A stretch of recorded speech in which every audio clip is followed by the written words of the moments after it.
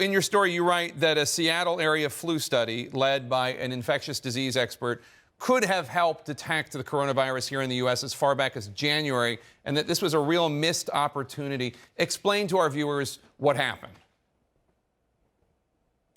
So this is Dr. Helen Chu, and she's a collaborator, one of the scientists in charge of the Seattle flu study. And when that first case hit America, when we had our first confirmed case, it seems so long ago now, and January 20th, the CDC confirmed a traveler from China. She was contacted by the local health authorities saying, you know, we're going to trace all of this man's contacts. We're going to try to stay on top of this, make sure it doesn't spread here. But you guys are doing this unique study. And what they were doing is collecting hundreds of samples every day from people in the area who had flu-like symptoms. The goal was to sort of track the spread of viruses through a community. And so what better a resource to have on hand?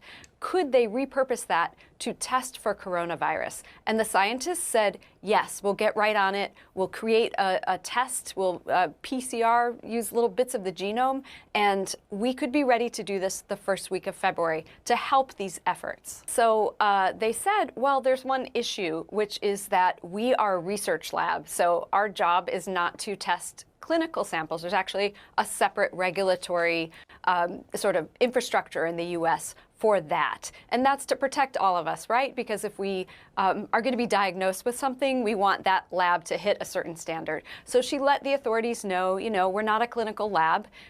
Technically, when we test for these things, we can share them among the research group, but there's going to be an issue to report that result. So can we get around it? And so very quickly, she and the state epidemiologist, Scott Lindquist, set about trying to ask that question. Was there a way that they could get around these regulations and bring this lab in? Could they send the samples, for example, if they had a positive test, could they send that over to the CDC to double check it? Because at that time, if you remember back, there was only one place that could test for coronavirus in the US, and that was in the Centers for Disease Control in Atlanta. So the amount of testing capacity in the US was very small.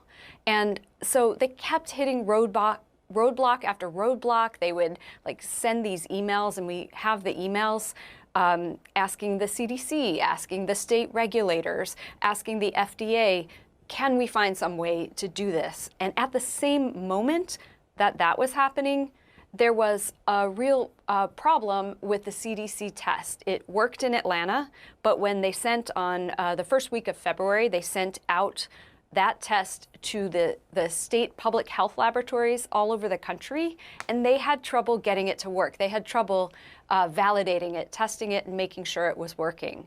And so that kept that testing capacity in this country so low for so long. All the samples had to be sent to the CDC.